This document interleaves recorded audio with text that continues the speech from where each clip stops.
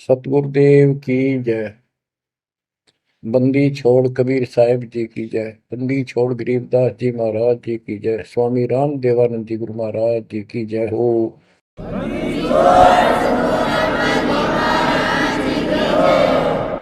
सर्व संतों की जय, सर्व भक्तों की जय, धर्मी पुरुषों की जय। श्री काशी धाम की जय, श्री सुडानी धाम की जय, श्री क्रोथा धाम की जय, श्री बरवाड़ा धाम की जय। सत साहिब गरीब नमो नमो सत पुरुष को नमस्कार गुरु के नहीं। सुर नर मुनिजन साधुआ संतों सर्वसदी नहीं। सतगुरु साहेब संत सब दंडो तुम प्रणाम। आगे पीछे मध्य हुए तिनको जा कुर्बान। नराकार निर्विषम काल जाल भय भंजन। निर्लेपम निज निर्गुणम अकल अनुपेशंदनम। सोहम सुरति समापतम सकल समाना निर्तल। उज्ज्वल हिरंबर हरदम अम्बे पर्व अथाह वार पार नहीं मध्य तुम। ग्रीव दोष मरत सिद्ध होई गणनायक गिरताना। करो अनुग्रह सोई पारस पद परवाना। आदि गणेश मनाओ गणनायक देवन देवा। चरण कमल लाओ आदि अंत करूं सेवा। परम शक्ति संगीत अमृत सिद्धि दाता सोई। अविगत गुण अतीतम सत पुरुष निर्मोही। जगदम्बा जगदीशन मंगल रूप मुरारी। तन मन अर्पो शीसम भक्ति मुक्ति भंडारी। सुर नर मुनि जन ध्यामय ब्रह्मा विष्णु महेशा। शेष सहस मुख गावै पूज्य आदि गणेश। इंद्र कुबेर सरीखा वरुण धर्म राय जावै। समर्थ जीवन जी का मन इच्छा पल पावै। 33 कोटि अदारा जावै सहस 88। उतरै बहुजल पारा कट है यम की फांसी। कबीर सतगुरु के उपदेश का सुनिया एक विचार। जय सतगुरु मिलते नहीं जाते नरक द्वार। नरक द्वार में दूत सब करते खेचा तान। उनसे कभू नहीं छूटता फिरता चारों खाने। कबीर चार खानी में भरमता कबहू न लगता पार। सो फेरा सब मिट गया मेरे सतगुरु के उपकार। जय जय सतगुरु मेरे की। जय जय सतगुरु मेरे की। सदा साहिबी सुख से बसियो। अमरपुरी के डेरे की। जय जय सतगुरु मेरे की। जय जय सतगुरु मेरे की। सदा साहिबी सुख से बसियो। अमरपुरी के डेरे। निर्विकार निर्भय तू ही और सकल वैमा। यदि साधो और सकल वैमा। सब पर तेरी साहिब सब पर तेरी साहिबी, तुझ पर साहिब ना,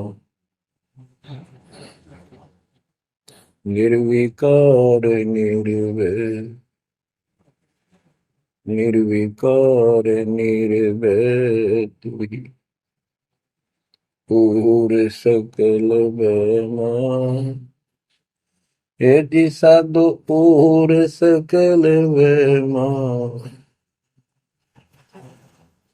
सब पर तेरी साहिब, सब पर तेरी साहिब, तुझ पर साहिब ना, निर्विकार निर्भय।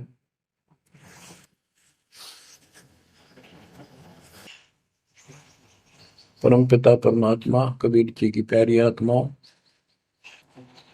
परमेश्वर की असीम रजा से, अपने पिता की असीम कृपा से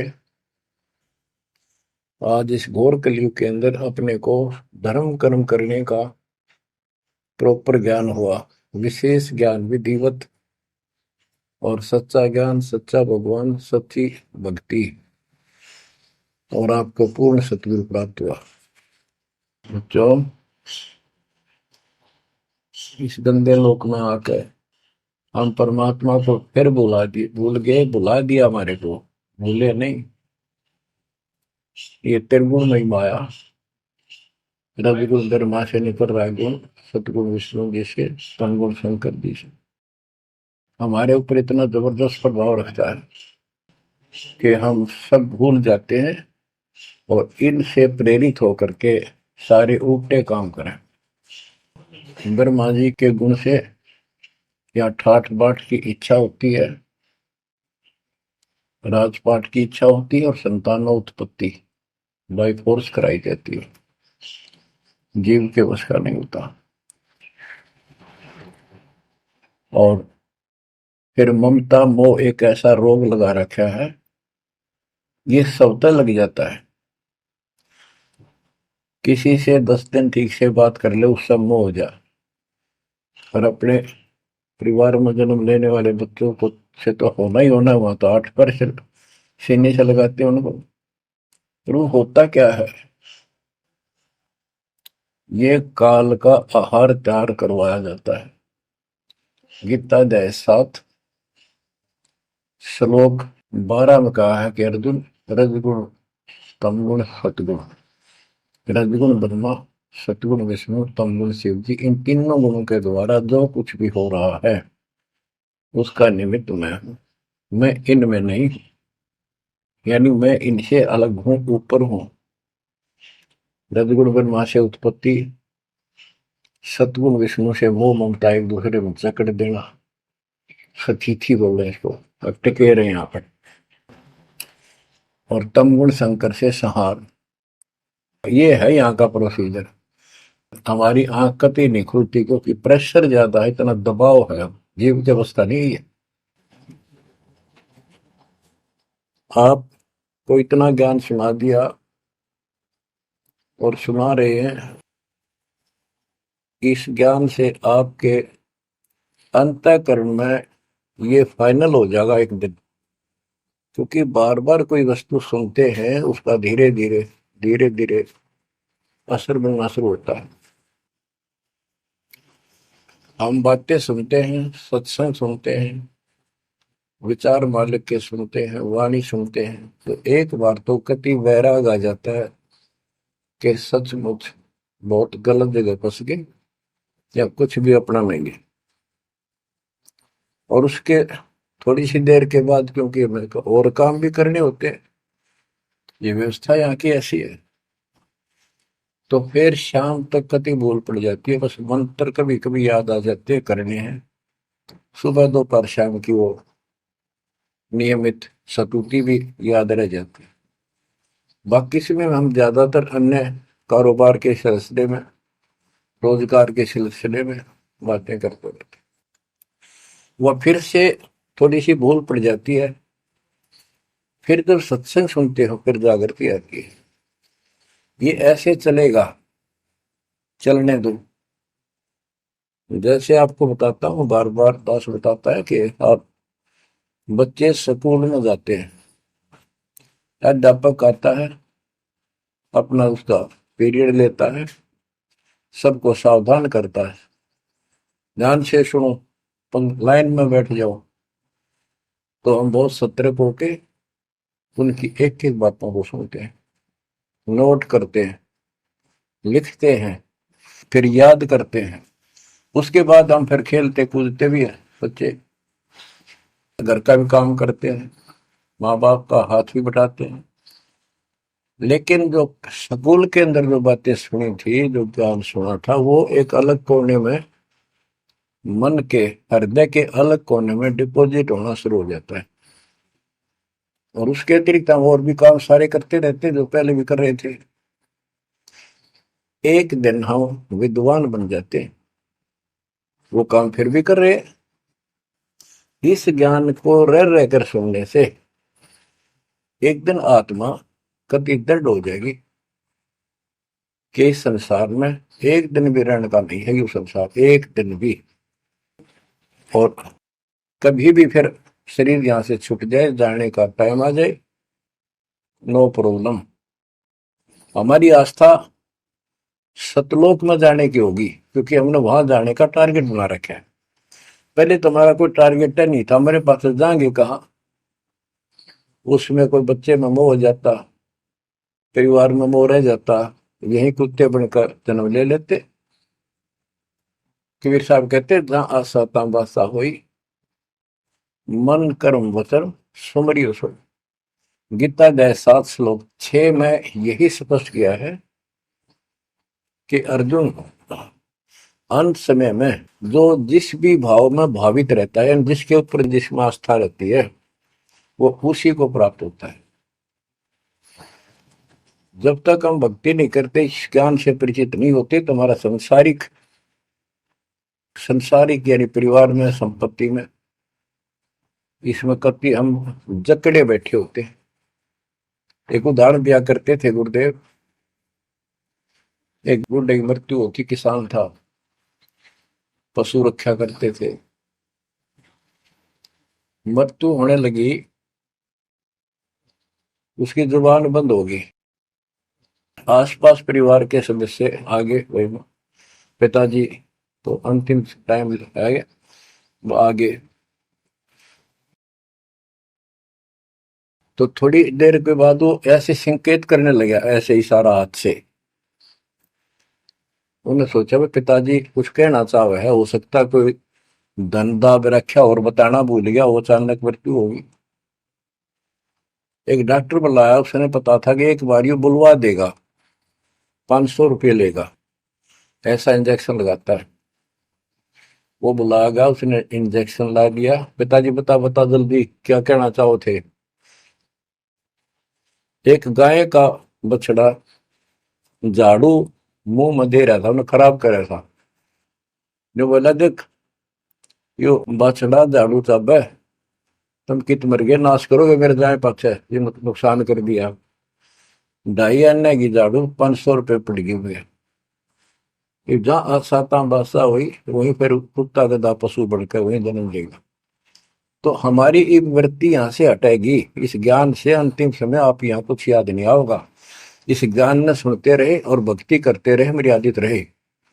ज्ञान के साथ साथ यह भक्ति आपको सहारा देगी अंतिम समय में, मन को उधर धकाने के लिए। वैसे नहीं धकता है, बहुत ताकतवर है, ब्रह्मा विष्णु महेश मन का आधार मान रहे।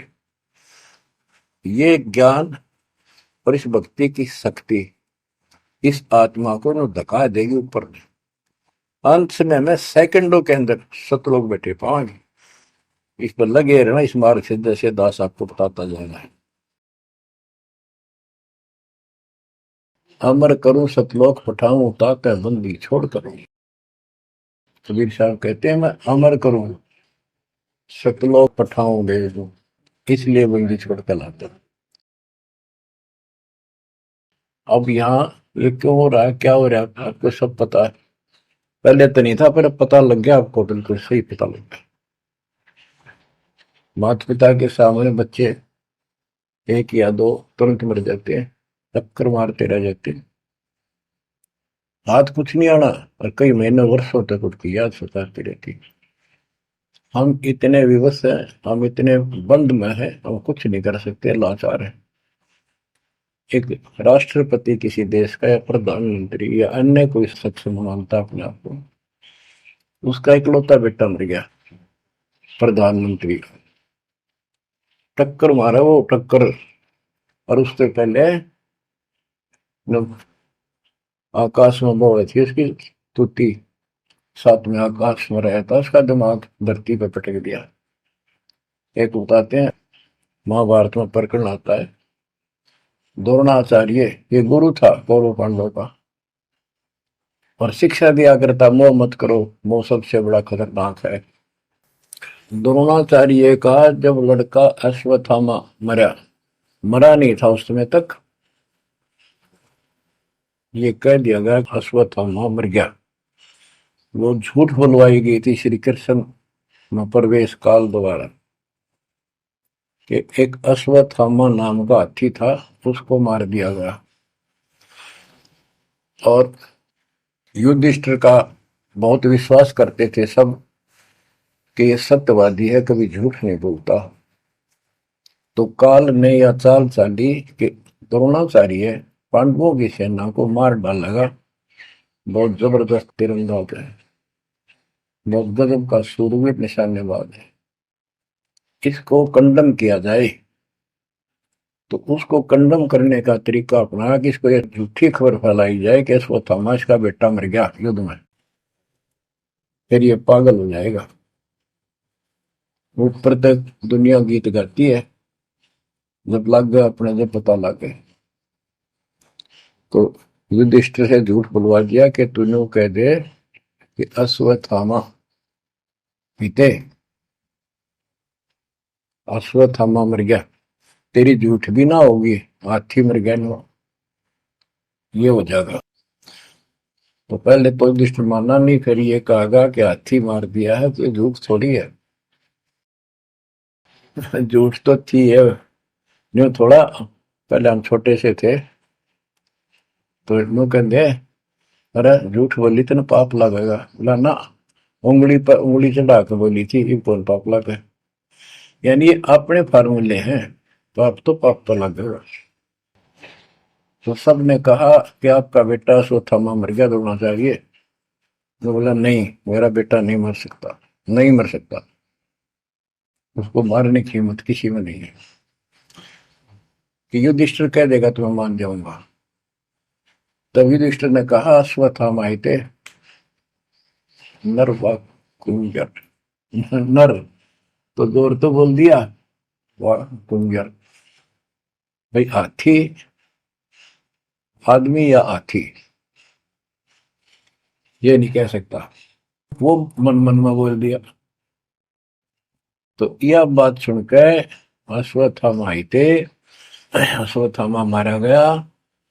आगे कड़ा सुना था द्रोणाचार्य, नरवा कुंजर कह गया वो, इतना पागल ने ढाल हो गया, टक्कर मारा, कति कंडम हो गया, उसने हथियार भी नहीं उठा उसने। और पांडवों ने वो गढ़ जीत लिया उस साइड का जहां वो मोर्चा डटे खड़ा था। तो बच्चों, ये मोह इतना जबरदस्त है, जीव के बस का नहीं है। और बनता कुछ नहीं, बचाओ कुछ नहीं। तो इसका बचाओ अब है तो ज्ञान हो, ये ज्ञान जो दास बता रहा है, ये आपके हृदय जच जा कति, ये कुछ भी अपना नहीं है, 100 की 100 साची है, पर मन मानने तैयार नहीं, आत्मा को दबाए रखा है। ये सब काल आहार हमसे पैदा कराया जाता, जैसे कसाई बकरे पालता है, कसाई बकरे पालता है, उनके लिए चरागाह बनाता है, सुंदर तालाब बनाता है पानी पीने के लिए, उनके लिए छाया, गर्मी, सर्दी, ओलों से बचने के लिए शेड डालता है। पहले झोंपड़ी डाला करती थी, तो उस घास फूस के लकड़ी, अब तीनों का शेड बनाते, पंखे लगा दिए। और ये समझो कि जैसे कसाई ने 3 पाली रखे हैं नौकर, एक बकरे मोल लाके वहां छोड़ता है, दूसरा उनकी पालन पोषण करता है, और तीसरा उनमें से निकाल के और अपने कटवा देता, बेच देते हैं, कसाई को सौंप देता है। ये प्रोसीजर है यहाँ पर। जैसे कसाई कभी कभी आता रहता है, बकरों को देखता है, संभालता है, तो उनके कमर पे हाथ मारता, शरीर पे, और वो उसको अपना एक बहुत हमदर्द मित्र मानते हैं, मालिक मानते हैं। देखो हमारे को कितनी सुविधा दे रखी है, पानी क्या, घास क्या, गर्मी सर्दी से बचने का। वो देखता तो हाथ मार के ऐसे है कि ये कितनी कीमत का हो गया, कितना मांस है इसमें।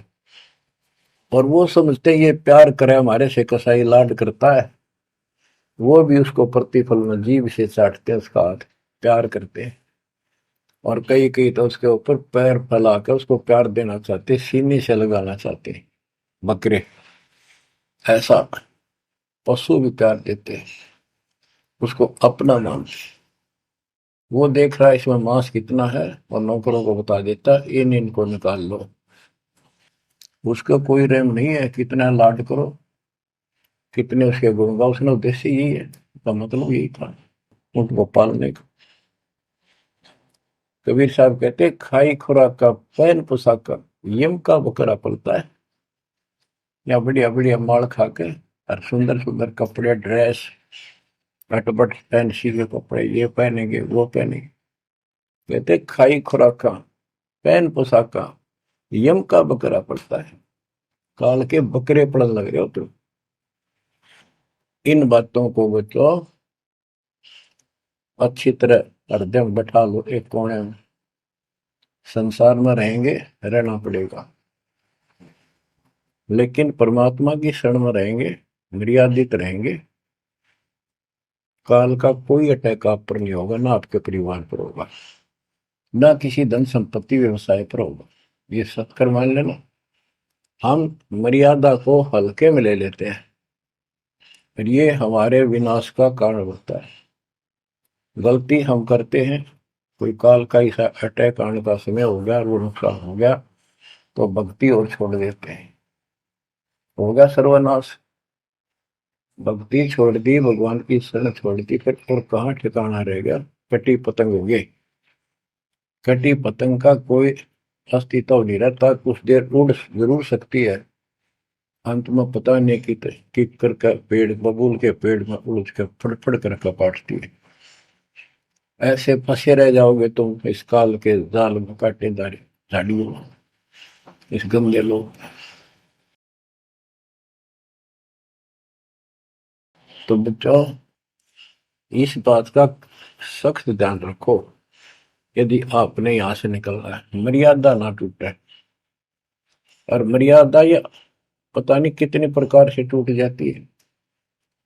जैसे हमने किसी को सेवा दे दी, भाई क्या सेवा कर लो, शुक्रिया दाता का, मजदूरी मिली, खुशी हुई, फिर कह दिया ये त्याग दे, छोड़ दी, दूसरे को दे दी। बता फिर दुख क्यों मानना, फिर दुख मानते। मैं ये समझा, इतना ज्ञान होकर भी तुम ऐसी बातें करते हो, तो शुक्र मनाओ, और 100 बार हाथ जोड़ के भाई बहुत अच्छा, गुरुदेव का आदेश है कि भाई सेवा कर लेगा, मुझे भी और सेवा दे दियो कोई, मेरी नीयत से सेवा करने की। अन्ना मिला तो अपना सबर करे, भक्ति करे, सत्संग में जाओ। 100 सेवा है आश्रम में करने वाले को, बहुत सी सेवा होती है। तो एक बात का बंद कर नहीं बैठना चाहिए। ये प्रार्थना आती है, मेरे को कोऑर्डिनेटर की सेवा फेर दियो, ये भी कमजोरी है। जैसे एक डॉक्टर के पास बूढ़ा आदमी गया, कमजोर सा, वृद्धावस्था में अस्थि पिंजर बने जा शरीर का, जाके बता डॉक्टर जी मैं खड़ा होता हूँ तो चक्कर आते हैं, क्या कारण है? डॉक्टर बोला कमजोरी है, वीकनेस ऑफ बॉडी। बोला पिंडी दुख है, पिंडी, पैरों की। डॉक्टर बोला कमजोरी है। फिर वो वर्द बोला जी मेरे सारा शरीर में भड़कुआ रहती है, यानी सारे शरीर में दर्द सा बना रहता है, चबक चबक नाड़ी करती है। डॉक्टर बोला कमजोरी है। वो वृद्ध गुस्सा होकर बोला डॉक्टर ने, तो डॉक्टर है गम चक्कर है, एक का बात जाना है कि कमजोरी है, कमजोरी है, और भी तुम्हें पता होगा। डॉक्टर बोला ये भी कमजोरी है, this is also due to weakness. ये क्रोध भी कमजोर आदमी ने घना आया कर, यह भी कमजोरी है। तो बच्चों यह सारी ये कमजोरी है जो मर्यादा से नारी हटकर करोगे, चाहे कुछ भी कर लियो। मर्यादा को हल्के में ना लो। जैसे हमने इतने सारे नियम बना दिए, भक्ति करनी है तो इनका पालन करना पड़ेगा, नहीं तो फिर गधे बनकर कुमार के नियम में चलना पड़ेगा। एक कदम भी अपनी मर्जी से नहीं जा सकते, बैल बनकर नाथ डल जाएगी, छच्चर बनकर बग्गी में दौड़े जाओगे रेडी में, फिर चलेगी क्या आपकी मर्जी। असंग जन्म तन मृत्या हो गए, जीवित क्यों नाम रह रे। दवा दस दर मद मैल मठ बोरे, बोर ना दे धरे रे। तो बच्चों जीवित मर लो, इन बातों को छाती में धर लो, हृदय में बैठा लो, कति मस्तिष्क में। ये संसार आपका नहीं है, ये परिवार आपका नहीं, ये संपत्ति या कार कोठी तेरी नहीं, गरीब काया तेरी है नहीं, ये माया कहां से हो। चरण कमल में ध्यान रख, इन दोनों को खो, इनको भूल जा, अपने गुरु जी के चरणों में ध्यान रख, उनके बताए दिशा निर्देश के आदेश से आधार से अपना जीवन निर्वाह कर। बच्चों आंख खोल लो, बार बार ये बातें बताई जाती हैं। जब ऊख चुक हो जाएगी फिर तो रोना शेष रहेगा, नथिंग एल्स। इस मार्ग में अहंकार इंसान को मारता है। किस चीज में अहंकार करो, माया होगी तो अहंकार होगा, कोई पोस्ट पद ठीक सी होगी तो अहंकार होगा, शरीर स्वस्थ है, थोड़ी सी जान, अहंकार हो गया। एक परिवार में 5-4 लाठी ठाणिये हो गए तो अहंकार हो गया, और अपने बॉडी की ताकत का अहंकार। और भी सैकड़ों कारण है जो इंसान के मन में दोष पैदा हो जाता है। तो ये इंसान का सबसे बड़ा खतरनाक शत्रु है। परमात्मा को अहंकार पसंद नहीं, और छोटी मोटी गलती को माफ कर सकता है। रावण था जिसे अहंकार नहीं छूटा, 10 मस्तक सर भी काट दिए, 10 बार काट दिए तो वापस दे दिए, ले भाई। ये सारा कुछ खेल कबीर साहब का किया, सारा कुछ। ये आत्मा परमात्मा की है, चाहे आज राक्षस है, चाहे कोई कसाई है, चाहे देवता है, चाहे ब्रह्मा विष्णु महेश है, चाहे कीड़ी आती छोटे जीव है, कोई स्त्री पुरुष है, बालक बच्चे जीव जंतु सब उसके हैं। काल चाहता भक्ति से खत्म हो जा, ये भक्ति में इनकी आस्था खत्म हो, मालिक चाहता है इनकी भक्ति में आस्था खत्म ना हो, फिर तो कति गए काम क्या। जो भी जैसी साधना मालिक के नाम पर बैठ कर कहीं कर रहा है, उसके पिछले संस्कार से, उस भक्ति से जो उसको मिलना है, उसके साथ साथ परमात्मा उसको सहारा देते। जैसे रावण ने सिर काट दिया शिव जी के निमित्त, तो भगवान के नाम काटा उसने, वो भगवान की खोज में निकला था।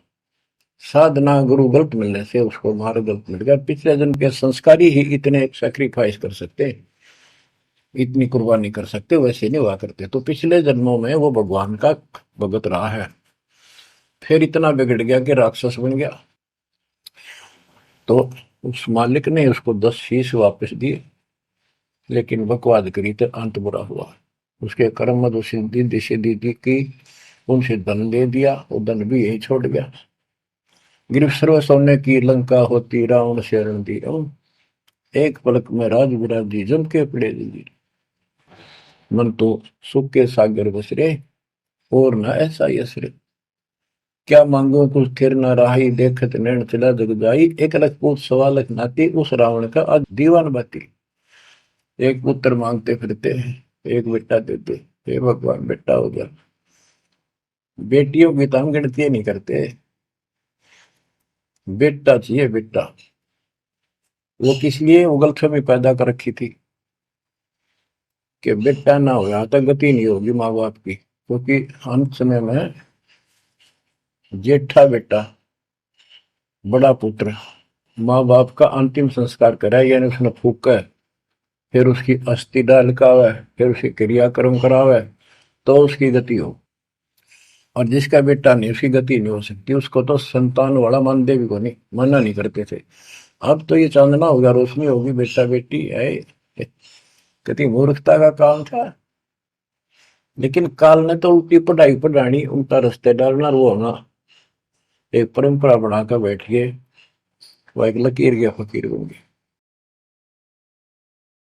जैसे राजा दशरथ का सबसे बड़ा बेटा रामचंद्र था, उसको राज दे दिया। और बच्चों, फिर उसको वनवास देना पड़ गया मजबूरी में। रामचंद्र जी वनवास में चल पड़े। राजा दशरथ का इतना मोह था अपने बच्चों में, रामचंद्र में विशेष, और जो बिछुड़ा उसमें ज्यादा हुआ करे, तो नो चल पड़ा। महल के ऊपर चढ़ के देखा, दिखता रहा, फिर नहीं दिखा तो चौबारे की अटारी पर चढ़ गया। चौबारे पर चढ़ कर जहां तक उससे दिखा, फिर मुंडेर पर चढ़ गया, एडी ठाई गिर गया, वहां से जमीन पर गिर गया, गिरते मर गया। अब रामचंद्र वापस नहीं आया। उसका अंतिम संस्कार किसने कराया? वो पूछने वाला वे मंदबुद्धियों ने, जो दुनिया को भ्रमित क्या करते थे, किसी की अकल वहां नहीं गई। वहां तक जेठा बेटा था ही नहीं, फिर उसके अंतिम संस्कार किसने करे? दूसरा न करे होंगे। तो ये बात कहने की है, तो इसका मतलब उसकी गति हुई नहीं। बेटा होते हुए भी अंतिम संस्कार नहीं कर सका। तो इन बातों ने छोड़कर सतगुरु कबीर साहब द्वारा जो ज्ञान दिया है, इस पे दृढ़ हो जाओ। देखो, हमारी सारी बात उल्टी है। भक्ति मार्ग में बेटा है, बेटी है, अच्छी बात है। परमात्मा के चरणों में लग गए दोनों, तो हम तो बरी से हो गए, क्यों? भगवान आप पर खड़ा हो गया। और बेटा भक्ति नहीं करता, बेटी करती है, तो एक कोडी का नहीं हो बेटा किसी काम का। कबीर साहब कहते हैं, राम रटत कन्या बली, साकर फलाना पूत, छेरी के गलगल थना, छेरी के गलगल थना, जिसमें दूध न बूत। बकरी के गल में एक खाल लटका रहा, थन के साथ व्रत की खाल। कहते वो बेटा था गल का, ऐसे वजन है सिर पर, बेमतलब का व्रत का दिखावा है। और वह बेटी अच्छी, राम रटत कन्या बली, सकट बलाना पूत। तो बच्चों, ये दातम मार्ग है। इसमें सारी बातें पहले से विपरीत है। देखो, बेटा ना होगा, बेटी बेटी होगी, तो यहाँ सृष्टि नहीं चलेगी। और बेटी बेटी होगी, बेटा नहीं हुआ, तो भी दिक्कत संसार की सृष्टि में आ सकती है। बाकी भगत का कोई फर्क नहीं पड़ेगा। इन बातों को जो दास कहता है, इनको एक सामान्य बातें ना समझना, निष्कर्ष है इस जीवन का। जिसका बेटी नहीं है, उसको ये तड़प रह जाती है बेटा होता, या भूल के भी ना करना। इन बेटे वाले ने देख लो कितने सुखी, टाइम पर रोटी नहीं, चाह नहीं भी तरसे बैठे बैठे। वो सोचे बड़ा दे देगा, छोटा सोचे बड़ा आप दे देगा, बड़ा सोचे छोटा क्या देगा। बड़े बेटे आंखें में आंसू बूढ़ा में। और बेटी आखिरी सांस तक प्यार देती है अपने माँ बाप को। एक आदि ने कमी बात कह नहीं सकते, वो किस्से के बिना होती हो तो आत्माएं नष्ट होती है। आखिरी सांस तक यहाँ भी हमने देखा, जैसे लड़की रोटी खा रही है और लड़का वैसे बैठा था। माँ ने कहा बेटा वो सामान ला उठा कर, रोटी तैयार बनाऊं भोजन। बेटा बेटा ना लाऊं, यूं कौन खोया लावे। बेटी तो कहा भी कोई ना, रोटी खाती खाती छोड़ के आण की थी, एक 10 साल का की होगी, लड़का 12-13 साल का। उठ कर रोटी छोड़ के हाथ धोकर और सामान लाकर माँ को दे दी। लेकिन फिर भी बेटे में मोह ज्यादा और बेटी में नहीं। इसका कारण यह था कि हमने बेटी को बाहर बना लिया इस गलत रीति रिवाज। बेटी तो 15-16-20 साल की मेहमान होती है आपकी। ये तो परमात्मा की बेटी 2 गुना का सुधार करती है। आगे जाके घर बसावे, उस परिवार को भी सुधारे और माँ बाप के अंदर मोह न्यारा रहे। तो भाव ये है कहने का, अगर बेटा नहीं है ना और भगत है, उसके सब भगवान धरती पर नहीं। प्रथम तो वो है जिसका कति संतान नहीं, वो भगवान। दूसरा वो है जिसका बेटा ना हो, बेटियां की करके शादी वृद्धावस्था में अपना लेकर मारा जाता है। और बेटी वहां बैठी भी माँ बाप की चिंता करेंगी और कोई ना कोई सुविधा उनको देती रहेगी। और बेटा छाती पर रह के भी खून फूक के जाएंगे, कति साफ दिखाई दे है, इसमें कोई मानो तो ना मानो। लेकिन बेटे भी हैं, ठीक है, और उनमें वो भी भक्ति करो, आप भी करो, कुछ दिन में उनको समझ आ जाएगी। पुत्र वधू भी भगवान से डरने वाली हो जाएंगी, माँ बाप का ध्यान रखें। वैसे कोई विकल्प नहीं इसका, लेकिन इस दुख को हम अच्छा मानते हैं पुत्र ना होने से। हम तो काल में गधे बना रखे हैं। जितना कष्ट हमें रहे और वजन लग जा रहा है तो हम सीधे चाला और कम हो जाता, मानने को नहीं। हमारा तो जैसे एक माई का पुत्र मर गया 15-16 साल का, और भगत थी, टक्कर मारी, रोना पड़े है कि बस की बात है, पाला पोसा ले जाता का। फिर उसने थोड़ा सब्र हुआ जैसा। उस दूसरे जो एक और बिना भगत थे उनके पड़ोस में, जो उनके लड़के की शादी होगी और वह पत्नी थी बदचलन, उनको समझाने की चेष्टा करी कि तू ऐसा ना कर, लेकिन वह तो मानी नहीं, उसने वही फांसी खा ली। अब वह भी मर गई और वो बेटा भी जेल में, और वो सारे जेल में। वो दहेज के कारण, एक बेटा था ऐसे ही, उसने बहू को प्रताड़ित किया दहेज लेने के लिए। गरीब घर की लड़की थी, उसने सुसाइड कर लिया। वैसे सुसाइड करना कोई विकल्प नहीं है, इसे गंदे आदमी को छोड़कर कुमारी रह ले, अपने घर पे बैठ लिया। तो उस बेटे के कारण माँ बाप ने भी सजा हुई, बहनों तक भी जेल होगी। इसे बेटे ने के फूका, ईसा तो पहले मर जाता था, अच्छा था। लेकिन हम इस बात को मानने को तैयार नहीं है, ना मानने में जब क्या कर लोगे, काम तक आ गया, मारे जाओ टक्कर। तो कहने का भाव ये है कि इन विचारों से अपने मन को सेट रखो, परमात्मा जो करता है वो सही करता है। जैसे आपको बताते रहते हैं, एक बार हजरत मूसा जी, यहूदी धर्म के प्रवर्तक में, से किसी ने पूछा सत्संगी ने कि आज के दिन सबसे बड़ा इल्म वाला यानी ज्ञानी कौन है, उसने अपने आप को बताया। तो उसका अल्लाह बोला, जिसको खुदा मानते हैं, जिसने कुरान का ज्ञान दिया, बाइबल का दिया। कि मूसा तने ये बात बहुत गलत की, मुझे अच्छा नहीं लगा, तुमने अपने आप को कैसे कह दिया मैं सबसे विद्वान हूँ। अब मूसा जी भी अपनी जगह ठीक थे जी, यो ज्ञान आपसे प्राप्त हुआ, आप भगवान खुदा हो, और खुदा जो ज्ञान देता हुआ सबसे उत्तम होता है, मैं उसी के आधार पर कह दिया। बोला नहीं, तेरा ज्ञान तो अल खिजर के ज्ञान के सामने पास भी नहीं, कुछ भी नहीं है। तो अल खिजर के पास मूसा जी पहुंच गए। अल खिजर जी ने कहा, कबीर साहब थे वो, कि मेरी तो बातों को मानने का नहीं, विश्वास नहीं करेगा, जो मैं को बातें माननी पड़ेगी, तो मुझे अक्सर नहीं होना चाहिए, और बोल लेगा नहीं, सुन देखता देखता रही।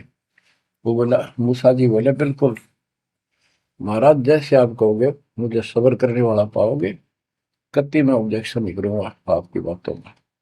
अगर तू खरा उतरा तो ज्ञान बताऊंगा, ना बताऊंगा। उसने रास्ते में चलते, एक जवान लड़का था, 17-18 साल का, हल्की ने पकड़ के और उसकी गर्दन पकड़ के मार दिया। तो मूसा जी बोले, तनिष बेकसूर को मार दिया, तेरा दिमाग खराब है, यूं क्यों मारा तेने, क्या बिगाड़ा तेरा इसको। तो अलखिजर बोला, मैंने कहा था मैं जो करूं तू देखता रहिए, बोलना नहीं है, मेरी क्रिया पर अविश्वास ना करना। मूसा जी ने अपनी गलती मानी, चल पड़ा। ऐसे ऐसे 2-3 और कारण गए, सब में उसने ऐसे ऑब्जेक्शन किया। आखिर में वो बिना हार गया। मूसा कि मैं इस योग्य नहीं, मैं आपकी बातों को अविश्वास करता रहा हूँ। लास्ट बता दिया कि इस क्रिया के बाद तो फिर ऑब्जेक्शन किया तो मैं तेरे से बात नहीं करूंगा, ना पे बताऊंगा। ज्ञान बोला भी ठीक है, उस पर भी हार गया वो। तब अल खिजर बोला, सुन ले, ज्ञान तो तूने बताऊ नहीं, और वो लड़का क्यों मारा था। वो ऐसा दुष्ट पैदा हो गया था, इसके माँ बाप भगत हैं और उनको इतना परेशान करता, वह रो रो का टाइम काटते। उसके स्थान पर भगवान ने उनके घर में 50 साल की उम्र में एक बेटी का जन्म दिया। उनका सुखी जीवन रहा। ये प्रमाण है उसके अंदर, बाइबल के अंदर। तो बच्चों, ये सत्कर मान लो, मालिक जो करे उसको सही मानो। ऊक चूक हो भी जाए तो भगवान से दूर ना हो जाना। वो जो करेगा भगवान कभी गलत नहीं करेगा, ये तो आपने मानना ही पड़ेगा। गलत तो हम करे बैठे, हाँ यू काल करवाने लगेगा, पर रोज गलत हुआ है, एक दिन भी तो नहीं। तो बच्चों, परमात्मा की प्रत्येक क्रिया पर विश्वास रख कर चलो तुम। हमने चाहे कितना नुकसान होता दिखे, रज क्रम ताराम की रजा दरशीष, दास गरीब दरस परस, तिस बैठे जगदीश। हम अपनी विचारधारा को ऊपर रखा है, जो घिसी पट्टी और बिल्कुल बकवादों से भरी होती है। इस कारण से हम भगवान पे विश्वास, गुरु जी पे विश्वास और सब क्रियाओं पे विश्वास करके अपने कर्म छोड़ के फिर काल के जाल में फंसे रह जाते। और वहां कुछ है ही नहीं वो तो सारे उल्टे कर्म, बेसिक परंपरा बनावटी है। बच्चों, विश्वास करो अपने बंदी छोड़ पे, विश्वास नहीं करोगे तो मार खाओगे। गरीबदास जी कहते हैं, गरीब सर्जन अर्जुन को सतगुरु मिले, मक्के मदीने माही, 64 लाख का मेल था, 2 गन सब ही जाही। गरीब चंडाली के चौक में सतगुरु बैठे आए, 64 लाख गारत गए, 2 रहे सतगुरु पाए। गरीब सरजुन अर्जुन ठाहरे, सतगुरु की प्रतीत, सतगुरु यहाँ ना बैठिए, यो द्वारा है नीच। गरीब ऊंच नीच में हम रहे, हांड चाम की दे, सरजुन अर्जुन समझियो, रखियो शब्द सने। बच्चों, सरजुन और अर्जुन नाम के 2 मुसलमान थे। इनके नाम तो मुसलमान पद्धति पर थे। परमात्मा मक्का मदीने में गए तो वहां बहुत से चमत्कार किए। इन दोनों आत्माओं को समझ में आई ये बात। फिर ये सारी संगत में वहां मुसलमान थे, 2 वक्त मुसलमान रहे। इन्होंने कहा, वैसे तो काफी थे मुसलमान भी, पर ये विशेष दृढ़ थे, सब नियमों का पालन करने वाले थे। तो इनका नाम बदल के सरजुन और अर्जुन रख दिया। परमेश्वर कबीर जी ने संगत की परीक्षा लेने के लिए एक लीला की कि ये विश्वास करते हैं या नहीं करते हैं। क्योंकि भक्तों में गुरुदेव के आदेश का भी पालन कम होने लगा था। जैसे एक लड़की थी, उसको ज्ञान हुआ वो गलत काम करती थी, वैसा थी, अपना जीवन सुधारने के लिए मालिक से ज्ञान सुना, सत्संग मानने लगी, तो संगत वाले उसको धिक्कारने लगे। गुरु जी से बताया, गुरु जी ने सत्संग के माध्यम से कहा, भाई आपने इस चीज से कोई लेना देना नहीं, कोई सत्संग सुनेगा नहीं तो आत्मा कैसे साफ होगी, कपड़े को पानी साबुन लगेगा नहीं, उसका मैल कैसे उतरेगा। फिर भी वो जैसे तैसे अटपट करते रहते हैं। एक दिन मालिक ने परीक्षा ली, एक लड़की उस वैश्या को हाथी पर बैठाया, हाथी किराए पर लिया, हाथ में गंगा जल, सफेद पानी बोतल में भर लिया जैसे शराब हो, लड़की के कंधे पर हाथ रख लिया, सारी काशी में घुमा दिया, साथ में रविदास जी थे। तो जितने भी सबको पता चलता है, लोग देखते गए, शिष्यों को बुला बुला के लाओ, देख हम तो क्या करते, वहां पर वैश्या तक जाती है, दुल्हा कैरेक्टरलेस है। पहले तो हम भगवान क्या करते उसको, इतने सुख दे दिए, जान निकली पड़ी थी, टोटा दुखी कर रहा था, शरीर में कष्ट थे, कहीं सुबह का रोटी भी नहीं थी, और इतने ठाठ कर दिए गुणे दिनों में। जब तो भगवान थे, आज वो शैतान लगे। ये हमारी कमजोर बुद्धि, जीव बुद्धि की सोच थी। सब परमात्मा को छोड़कर दूसरी साधना करने लग गई। गरीबदास जी कहते, बड़ुआ बड़ुआ सब कहे कोई ना जाने खोज। क्यों ऐसे किया था उस बालक ने, इसको कोई नहीं समझ सका।